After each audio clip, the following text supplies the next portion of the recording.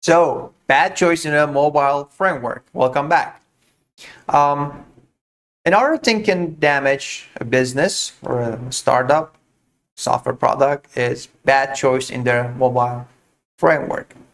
So, understand one thing, please, and that is a software which runs on a mobile app, like a mobile operating system, say iPhone or Android device, is a bit different from a software which is like a backend or runs on a desktop computer. And these um, mobile apps, mobile operating systems, are really more kind of controlled in a sandbox. And besides, because they have more external devices connected to them, it's much more managed by the operating system. Like the computer, you usually don't have that much of a camera configuration, but on the phone you have. On the computer, you don't have a GPS module. On the phone, you have. On the computer, you don't have gyroscope. On the phone, you have. All these things cause, the list is much more, that writing a program for Android or iOS is the best to be done using their own native languages, except like desktop, which if you want to write in C and C++, it's much more harder to write a code which runs on different platforms. It's much easier to write twice an app, like an app twice, rather than having a one single code base and running that using a hybrid framework. So what are the hybrid frameworks? In fact, I have a list here. It is Flutter, React Native, Cordova, and also I believe Xamarin is one of the options with C Sharp, and then Swift UI and Kotlin with the Android, like Jetpack, are the options. Now, if the business, like the entire business, is on top of a mobile app, like Uber, okay, and it generates income and it is reliably counted to be able to give at least 4 developers salary, a team of 4 developers, you will want to go native. You won't write a React Native. No, sorry. You would run.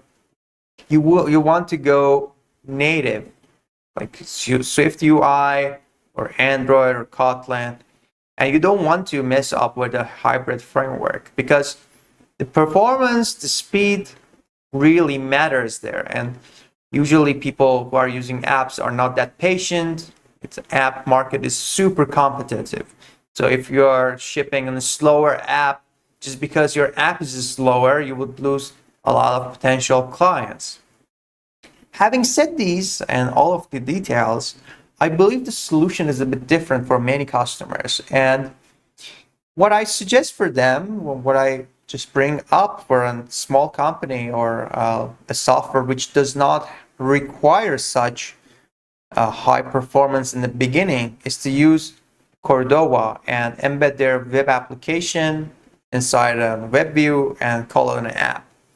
Now, what it does is if you have built a great front-end app, like a React performance without much of a libraries, modules, anything inside it, and you have CSS, correct CSS for it.